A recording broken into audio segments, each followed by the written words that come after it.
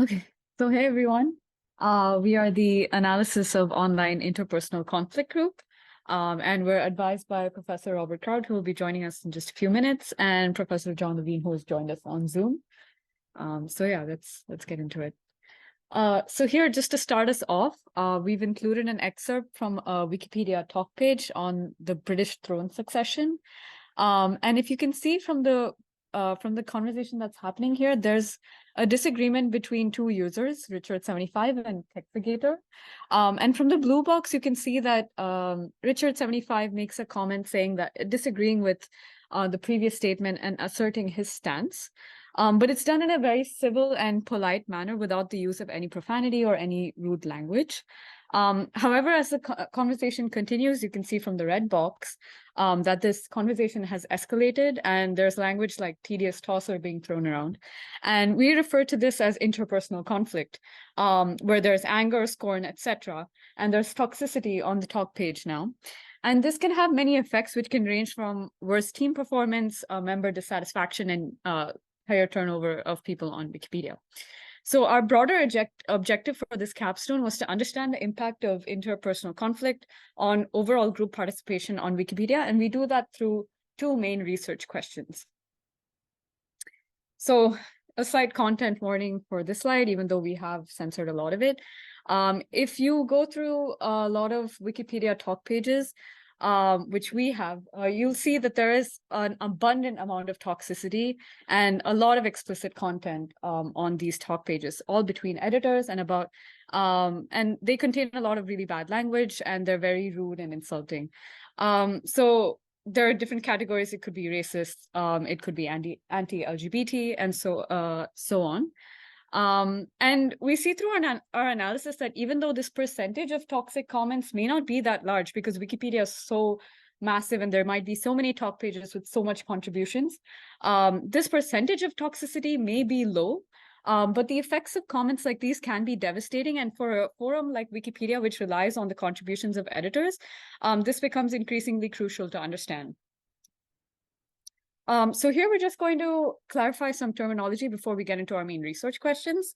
So here again, you don't have to read through the whole conversation, but there's a disagreement about certain reversions that are happening on Wikipedia, which is a common source of conflict, is some person reverting somebody else's comments or commits. And here you can see that this red box comment is a toxic comment, which is contributed to by Parrot of Doom. So this is who we would refer to as our attacker because they make a comment which is toxic. And this user is having a disagreement with Andy Mabbitt, and he has responded to his thread. Andy Mabbitt's comment or contribution has been reverted. So Andy Mabbitt would be who we consider to be the target of this attack. Further, these two users have a back and forth, and after the conflict has subsided and there's no more toxicity in the conversation, we see that Friginator comes into play, and he makes a contribution to the conversation which is not toxic in nature, and we would refer to Friginator as a latecomer to the conversation. So now that these concepts are sort of clarified, these are our distilled concepts. Attacker is the person who makes the toxic comment. The target is the person or set of individuals who the toxic comment is targeted to. And latecomers are someone who did not participate in the previous conflict, but have come in after the conflict and start to make different comments after that. So for this project, we had a couple of research hypotheses that we wanted to test out. The first of them being that if there is a talk page that has a lot of toxic conversation on it, we expect that editors and people involved in it may not be as inclined to contribute further, and therefore the participation on the page would reduce. We also would guess that with the passage of time, the effects of toxicity may wear out, and therefore we wanted to see the interaction of time in this as well. Secondly, if there is a situation where there's conflict between certain participants, maybe the joining of someone new to the conversation, like a latecomer who hasn't been involved in this conflict before, who makes contributions that are not related to the conflict, might kickstart the conversation and help revive and heal the talk page conversation, and later lead to more participation and productivity. Again, we want to see the effect of this over time because the effects may wear off or strengthen over time. So these are our main questions. So here, just a clarification is that by participation, we mean the activity of a user via their comments on a talk page. So here.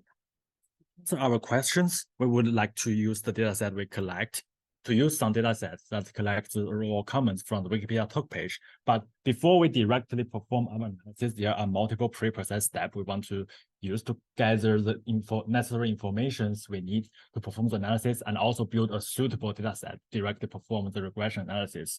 So here are the overview.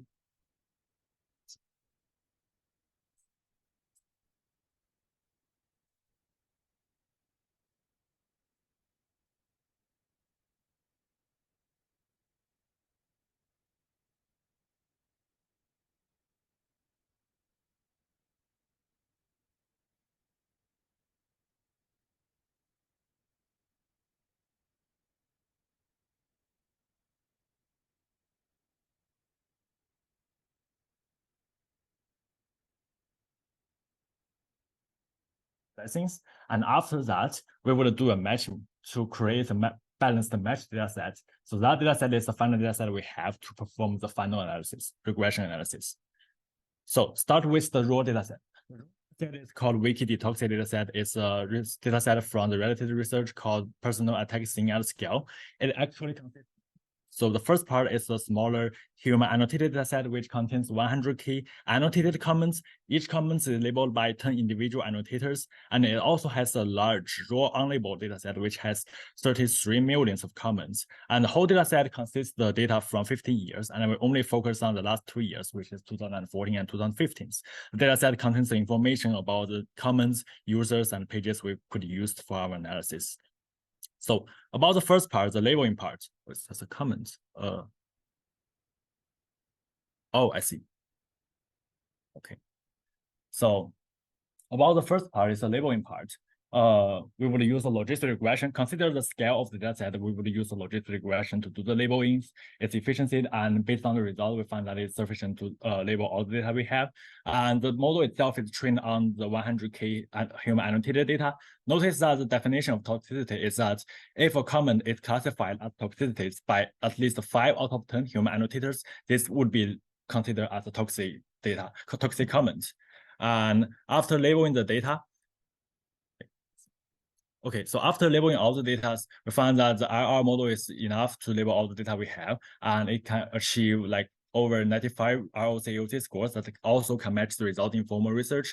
And we need to mention that the distribution of the toxic comment is actually sparse. Only 6,000 out of 23 million of comments are labeled as toxicities using our machine learning labels, and most pages that do contains toxic comment only contains 1 toxic comment. But notice that even though the toxic comment doesn't happen very common in the Wikipedia pages, when it happens, it actually have a huge impact, as we show in the above example. Yeah, so after that is the heuristic part. So after we have that first step of our label data of the toxicity, what we wanted to do is to use several heuristics to, first of all, reconstruct the threat structure, because our data set don't have the threat structure. And also we wanted to identify targets, attacker, and latecomer due to the nature of our research questions. These are very important identification for us. And so we'll go into more detail of these 4 heuristics in the following slides. Yeah, so first of all, about this first heuristic of how we would reconstruct threat. So this is actually a response to the feedback that we got from a presentation by Professor Caroline. So our data set has this limitation that we have all the comments related to 1 page, and we also have their timestamp. However, we do not know their threat structure.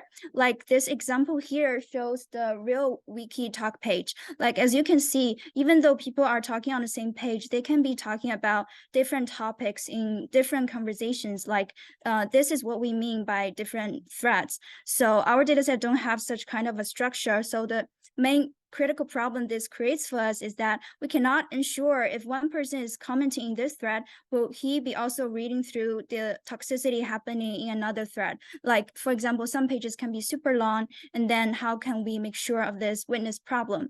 And this is a notoriously known challenge in Wikipedia talk page analysis. Like there are no well-known, actually no API that can return this thread structure. And also if you want to write a crawler by yourself, it will be hard because of the dynamic HTML structure Wikipedia provides. So we have came up with this workaround of designing this heuristic that is, if a comment follows its most recent previous comment within a 72-hour, 3-day time window, we would assume this commenter must have seen that previous comment. And in other words, like these two comments are within the same thread. And based on this heuristic, we will be able to like link threads together, link comments together, so that we'll be making up threads for one page. And we will be giving an example in the next page to show how this heuristic works. But just so you know, we also did robustness check on the different time window size. The reason why we chose 72 hours is because of its comparably better precision rate and also record rate. So this is one example of how our heuristic would work. So in our data set, we have all the comments and with their timestamp as well. The first step we would do to the data set is to rank them by their timestamp. And then we would check each comment with its previous comment. Like in this example, these comments are already ordered by timestamp. And as you can see here, this first comment is made in March 15, and also the second one is also in March 15, and its next comment is in somewhere in August. So based on our heuristic, these two comments will be in the first thread. And for the following ones, August 31st, September 1st, September 1st, and the last one is actually somewhere 2011 in June. So what the heuristic would do is to separate these three comments into the second thread and the final comment here into a third thread. So although originally on the Wikipedia real talk page, there are only 2 threads, but using our heuristic, we're gonna construct 3 threads out of this page. But that's an acceptable case for us because what we are interested in focusing on is trying to make sure users within the same thread that we construct can witness the toxicity happening in the thread. So even though we can be splitting a longer thread into smaller parts, but that's acceptable. Yes. And that's about heuristic number 1. And heuristic number 2 and 3 is about how we can identify targets and attackers. That's really important for our research question number 2. So we did some qualitative analysis on the data set we have to see how we can identify not only those targets, but also all of those people that could possibly be affected by the toxicities. And this is also partly due to our data set limitation and also partly due to Wikipedia's nature. It's hard to actually zero in on a single target because you don't know, there are no tagging people when you're replying to one user in the thread. So you don't actually know which comment is replying to exactly which one. So it's hard for you to identify a single target. So our heuristic is thus to identify a set of potential targets that may be affected by the toxic comments. Like this example here show a pretty long comment that has repeatedly saying some words about fat. And we would suspect that whoever is commenting on this talk page would be seeing this quite large block of toxic comment and also be possibly affected by this comment. So that's another part of the reason why we would like to identify a set of potential targets instead of a single one. Yeah. And about the 4th heuristic, this is also related to research question number 2. We would like to check the existence of latecomer in a conversation. By existence of latecomer, we mean like, for example, this figure here shows a kind of conversation that ended with toxic comments. Like there are no further activities after this final attack comment, like here you are a royal idiot. And the second type of conversation we're interested in is like, although there are some toxic comments, but some other new user that haven't commented before this toxic comment came in the conversation and said some non-toxic civil words after that toxic comment, and thus could be possibly reviving the conversation instead. So we would suspect, like intuitively, these two kind of conversations would have a different effect on the users who participated in the conversation itself. So this is our 4th heuristic of checking whether there's an existence of latecomer. And after we apply all those 4 heuristics, here are a summary of the stats we got. Our analysis is mainly based on the data from 2014 to 2015. And also, after we applied the heuristic, we also made sure we filtered the data so that each thread has at least 2 comments and each page has at least 2 threads. And after that, we have almost 2,000 number of threads that are toxic. And after heuristic 2 and 3 and 4, we have like over 1,000 number of threads that has the existence of latecomers. Yeah, so that's about the heuristic, and our third step will be about matching. Matching, I will talk about the question is that why would we need the matching? So think of the experiment design, other like in other research, like people usually would make a control group and a treatment group. They would assign the subject randomly to the control group and the treatment group. But for the observation study like we did, we cannot say like, Eric, you are going to participate in this toxic conversation and I'm going to participate in that non-toxic conversation. We cannot do that. So what we are going to do instead is that we are going to, based on the full data set, we are going to match each toxic conversation with another non-toxic conversations that has a similar possibility to receive the treatment. The treatment here means that the conversation actually contains a toxic comment or not. So based on the matching, if we do this, we will create a matched data set. So the covariance, we would create, we would balance the distribution of those covariance in the control group and treatment group so that we can achieve similar effect, mimic the random control trials in the normal experiment design. So this is why we are going to do the matchings, and this is also the goal of our matching process. So to do the matching, we would need to consider the factors that would influence the treatment. So this is the factor that we would use during our matching. So we consider the number of users and comments in that thread, and also we would consider how active the users are within these conversations. Actually, before this conversation start.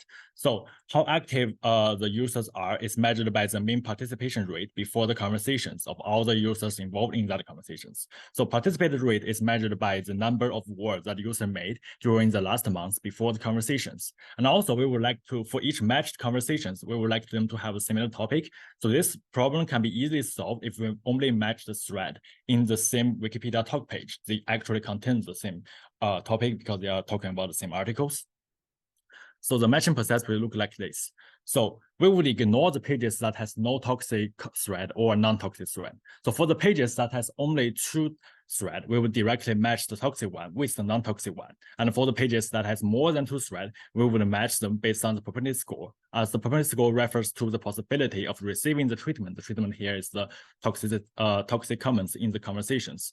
And we would match the toxic thread to the non-toxic thread that has the lowest propensity score within the same Wikipedia pages. So after we perform this, we finally get our final data set that can be directly used for the regression analysis. Inside this data set, we have about over 4,500 threads and also containing 2 million of comments. This data set will be directly used for the regression model. Yes, after we prepared our data set, we started to analyze it to answer our previous research questions. So the method we use here is the linear regression because it can clearly capture a relationship between different factors and also give us an intuitive understanding about how each factor affects the other. And the model we choose is called the ordinary least squares linear regression.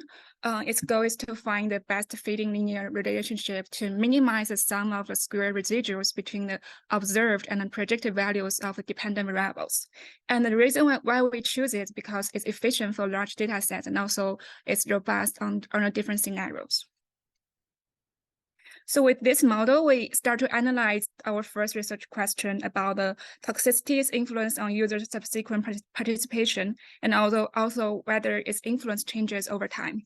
So the first step of the linear regression is to define the model. Specifically, it means we need to define the dependent variable and also the independent variables in this model. So based on our research question, we define our dependent variable as the current participation rate, which is the number of tokens the user contributed to comments in the current time window, Tn. So here we define the length of the time window as a month, because a month is a appropriate period for us to get a stabilized estimation of user participation rate, and also we can also have enough data points for analysis. As for the independent variables, firstly, we need to include the previous participation rate of the user in time window Tn-1 to eliminate its contribution. And also we need to, based on our research question, we need to include the toxicity, which is the number of toxic comments in the conversation, and also the time, which is the number of time windows that passed after conversation, like the 1 month after the conversation, 2 months. Yeah. So we standardize all of the continuous variables before we fitting them into the model. So to answer the subsequent question about whether the influence of toxicity changes over time, we also need to add interactions of time and toxicity to explicitly show its effects. So based on the model we define, we run a linear regression on the data set we processed before, and we got the results as shown in this table. So here, the first column is the name of the independent variable, and the second column is the coefficient that we got in the model. So it basically shows the contribution of this independent variable to the variability of our dependent variable. And the third column is a p-value. A low p-value shows that this independent variable is significant and should be included in the model. So as we can see, the previous participation rate is highlighted in green, and it has a very high coefficient, which is 0.76. So it shows it had the user's current participation rate is heavily relied on its previous one. It's reasonable because the users tend to maintain its participation pattern. And as for the time and toxicity highlighted in red, they have negative effect on users' participation. And as for the interaction of the time and toxicity highlighted in gray, they are not significant enough because they have a relatively high p-value. So therefore, we can give our answers to the first research question about the toxicity's influence on users' subsequent participation. We can say that the toxic comments discourage users from further participating in the conversation, and also by its influence does not vary significantly with time. So after we finish analyzing our first research question, we run our second linear regression to explore our second research question about the influence of latecomers on targets or attackers on subsequent participation, and also whether its influence changes over time. So similar to the first research question, we define our dependent variable as the current participation rate of the user. And as for the independent variables, beyond the variables we include in the first linear regression, we also need to include the factors of different user roles, so we can separate their contributions. So specifically, we have its attacker, which means whether the user makes a toxic comment in a conversation. Its target, which means whether the user is targeted by any toxic comment in a conversation. And also the latecomer, it indicates whether there is a existence of other users after the last toxic comment in the conversation. So as for the non-toxic conversations, we just assign all of these user roles as all zeros. Yeah. So so beyond individual factors, to better answer whether the existence of latecomer influences attackers or targets participation specifically, we need to add the interaction of its attacker with latecomer and its target with latecomer. And also to answer whether the influence of latecomer changes over time, we need to add the interaction of time and latecomer. So although the four linear regression, it may need to include all kinds of combinations of different independent variables we have here, but we only include these three interactions because they are more related to our research question, and thus they are more worth to explore. So based on the model defined, we run our second linear regression, and we got the results as shown in this table. We can see the attackers, they tend to participate more, and the target tends to participate less after the toxic comment. And also, besides, the existence of the latecomer itself has a negative impact on user participation rate, while its interaction with time has a positive one. And as for the interaction, its interaction with the user role, its attacker and its target, it's both insignificant. So based on the results we get, we can answer our second research question about latecomers' influence on users' subsequent participation as follows. So the existence of latecomer, it discourage other users from participating, and also its influence weakens as the time progresses. As for its interaction, like specific interaction with the different user roles, like its attacker and its target, is not very significant. So based on the overall analysis, we can draw our final conclusions. We are able to answer the two research questions we proposed at the beginning. So for the first one, we can say the toxicity, it does have negative impact on the user's participation involved in the conversation, but its influence does not change over different time periods. And secondly, the existence of latecomers also has a negative impact on user participation, but its influence weakens as the time periods progresses. And thirdly, like the influence of latecomers, it does not interact differently with different user roles like attackers or targets. So that has basically concluded the complete story of our analysis. So we hope the results of analysis can be useful and relevant to these kind of users, as we have repeatedly talked about in our previous deliverables, like the research in NLP fields and also Wikipedia moderators, as well as moderators in other kind of work forums. We hope our results are valuable to them. And about the risk and challenges and limitations of this project, like we would honestly admit that the classifier we used has some limitations. It can introduce false positives. Like for example, in this example, the classifier will label this last comment as a toxic comment because of this person's name. However, this is actually not a toxic comment. This is a common issue in NLP-based classifier that we would say that if there's a future team that will work on this, this is a possible direction to improve on. And also, we would admit that the second bullet point here is a major limitation of our project's results. Like we have talked about before, our dataset don't have that threat structure, so it has been making many difficulties for us to do the analysis on in the early phases. And so we have to design that heuristic for us to have a workaround to know that people are witnessing toxicity in the conversation, etc. So for the future work area, we would advise like future teams to have more robust processing methods on the classifier, as well as the probably directly collecting the threat structure in the Wikipedia talk page other than using heuristics, so that there will be no false positive or any false negatives. And also they can possibly extend the topic to not only checking the influence of participation on Wiki talk page, but also the productivity on the editing article problem itself. Yeah, so that's some future work areas. And this is an updated milestone table that we have been given the semester. And right now we are only lacking the final report. Everything else has been completed.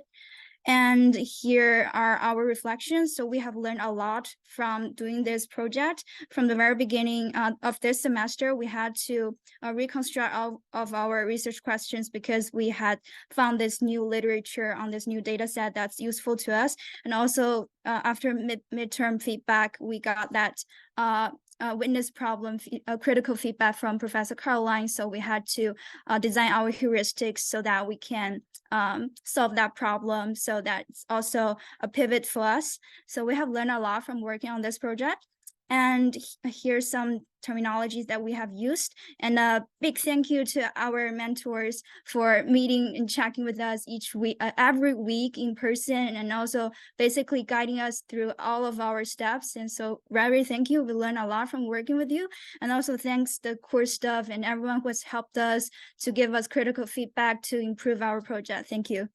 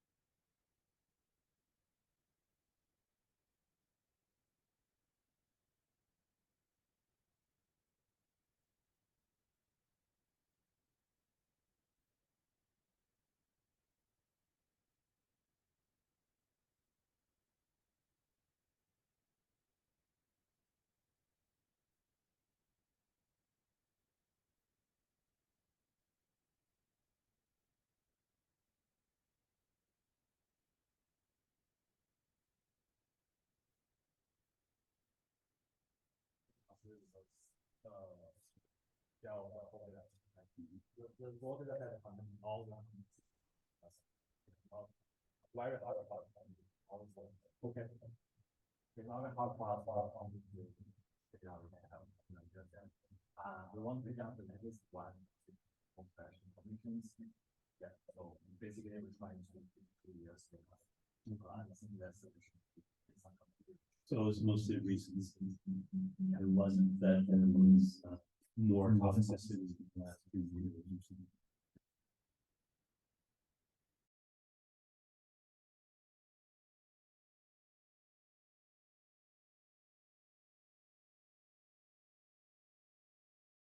Ask myself the question about whether you measured the usefulness of the heuristics, and you did at least try different time windows for deciding whether somebody had witnessed toxicity. I think that's super important. Anytime you use a heuristic, you have to do sort of an ablation study and a bracketing study to make sure that you're not just cherry picking heuristics that give you data that help sort of support your hypothesis. I got the feeling that you guys are aware that that is a dimension of the research to be considered, even though you probably couldn't do all of the possible variations on those heuristics that you could imagine. So it was clear to me, and in fact you got into this when you started talking about why are we patching. As an NLP person, I have done work on sentiment analysis in the past. Maybe 7 or 8 years ago, with a PhD student who tried to focus on, analyzing sentiment analysis for like movie reviews, and that's really tough. Because somebody could say, "Oh, I was having a really crappy day, but I went to see, this movie and it was great." Okay, so it's not just the presence of these, polar words, as we call them. They sort of exactly, how they appear in the sentence and what role that they play. So you're right to think about sort of wanting to tease apart what's really going on there. You had the example with that one word that sort of, caused the whole comment to become toxic, but in that context, that word is not offensive at all. So I was kind of reminded of this work. So it's complicated, but you could do encodings or embeddings, like vector encodings of the comments. But that would mean segmenting and processing each comment down at the sentence level. And I'm not sure whether it's reasonable or admissible to do that. But I was glad we talked about matching, and we were trying to dig into what these issues are. One thing that I kind of appreciate from looking at the examples is it seems to me like the editing activities sort of fall into general categories. Right? So that probably the 80-20 rule applies, and the majority of the things that people are fixing in these posts are like the same old thing. And a lot of the frustration or friction comes from somebody saying, "Hey, this is sort of like violating one of our common rules and this needs to be fixed." And then maybe there's somebody that's like they want to feel like they're a super subject matter expert and they don't care about the general best practices of Wikipedia. And then they're kind of bristling that somebody said this to them. And then it rapidly escalates into toxicity because that person doesn't care about becoming a good member of the community. They just want to be the world's expert on Britney Spears, and don't want, or what was it? It was I forget who it was. And they don't want anybody telling them like how to write about their favorite pop stuff. Right? So what do you guys think? Do you think that you could literally try to, let's say, cluster or partition the kinds of editing discussions around this? Because I imagine that you might be able to you could get more traction in your model if you sort of group all of the complaints about a certain kind of best practice being violated. Because then I think there's probably patterns of how people react. So do you think I'm being too naive, or do you think there's something there? I think there is something there. We might have a slide that has some. This is partly related to your question, but this is more towards the types of toxic comments. We could extrapolate this to the patterns of conflict. Right.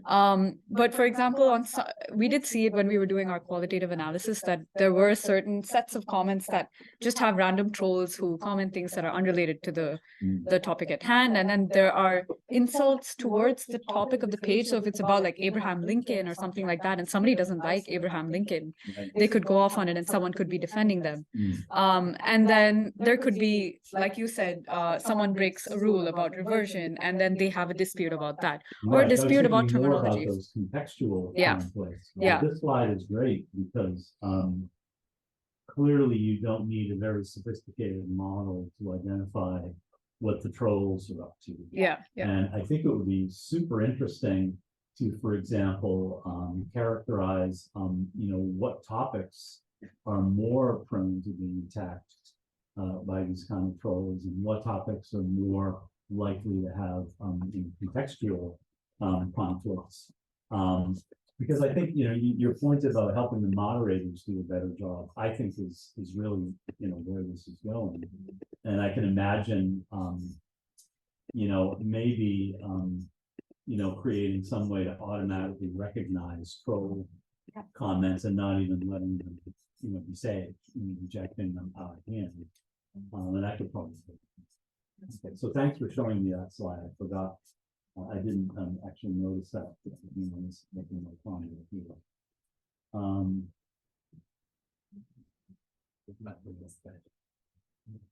I also the last point I'll make, and then I'll ask Bob if he has some comments. I really liked your reflection points at the end. They were very detailed, and they kind of demonstrated that you were really aware of what you were learning about the domain and how to go about this. You did all of a sudden get comments from Carol, in the midterm presentation, and you had to figure out, how to absorb those and what to do about them. And I think you did fine. From my perspective, so that was great. Bob, do you have any questions or comments from the team? Yeah, so I spent an hour and a half this morning with them. Okay. They've heard everything that I had to say, except I guess one point, which is, I guess, 1 point on one slide, 2 points on one slide. The results for research question 2. Could you go back to that?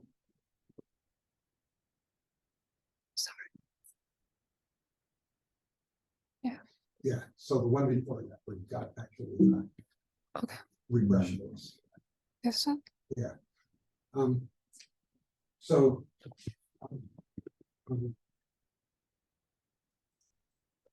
When you have a non-toxic conversation, then clearly there's no targets and attackers. Yeah. Yeah. So maybe you should have done this analysis just on the toxic comments, on the toxic threads, rather than everything, because the way you've done it confounds the toxicity of the thread with these roles. Because the 0 is target, 0 is attacker is going to be, by definition, much more frequent in the non-toxic conversations. So I'm not clear. I'm not sure if I can believe these results because of that confound. When you translate from these regressions, though, to the conclusions on slide 30, I think you actually can modulo that there might be some problems with the analysis. You actually, I think, don't highlight what I thought was the most interesting result in slide 29, which is that the presence of toxicity is associated with the attacker increasing their contributions in the future, and the targets reducing it. And so what do you make of that? Is it is the toxicity actually changing the attacker's behavior? Or is it some pre-existing characteristic of the attacker?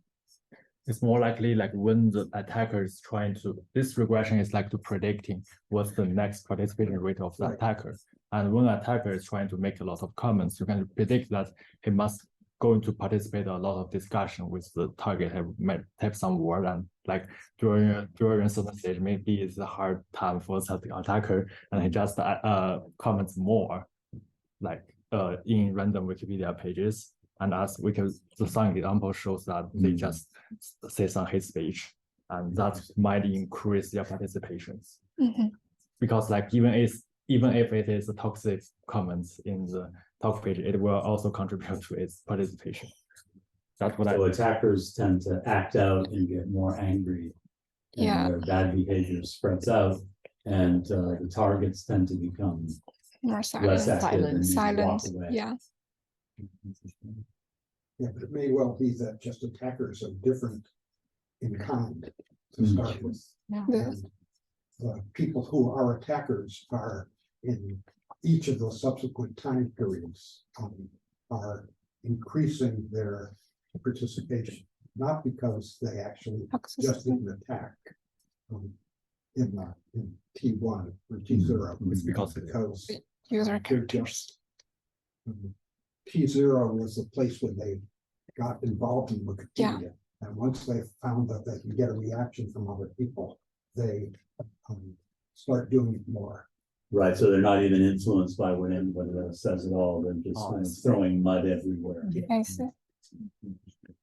Oh, yeah, In general, I thought this, I think there's still some going over the analysis that needs to be done, but I think this is really good work. And you guys have improved substantially over the course of the semester. yes. Thank you. Yeah, So- actually, from this morning.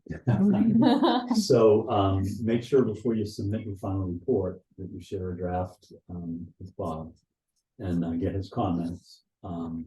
And because it's clear to me that there's still a few more things for you guys to discuss and make sure that you understand there. But I agree, I think you improved a lot. Not only in explaining what it is that you're doing, but also finding a very consistent way of taking us through the experimental conditions. It's great. Yeah. Thank you. I think I saw John. Is John on? Does he have any questions? Let's ask him. Comments.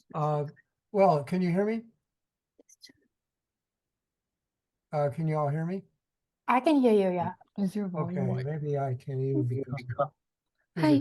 Can you hear? Okay, yeah, I was just gonna say that I concur with that the improvement has been really, I would say, dramatic, and these students are very quick learners. We had a very long conversation this morning, and a complicated one, and they were able to adapt, I thought, very quickly. I also think that, as we said to them, that this was a very challenging project. And I think it was challenging. Perhaps Bob and I could have made it a little less challenging in retrospect. But in any case, they had to spend a lot of time identifying data sets and figuring out analytic strategies. And in spite of that, they were able to pull things together and produce, I thought, a very interesting research project. So I thought that they worked extra hard, and given the fact they were a relatively small group, I think that indicates that they worked even harder. So I was impressed with them very much over the course of the semester, and I too think that they learned a lot and were able to do something that was really quite different than anything they've done before in terms of research and in terms of thinking through a research project. So it was a pleasure to work with them. Thank you. Thank you. I think that anytime we do one of these formative projects, the students always face this kind of challenge, but we don't shy away from doing that in MCDS. We try to recognize it and make sure that we kind of support the idea that, some of the results may end up being negative, but that's okay because you're doing real data science. Right. Good job, guys. Well done. Thank Looking you. forward to that final report.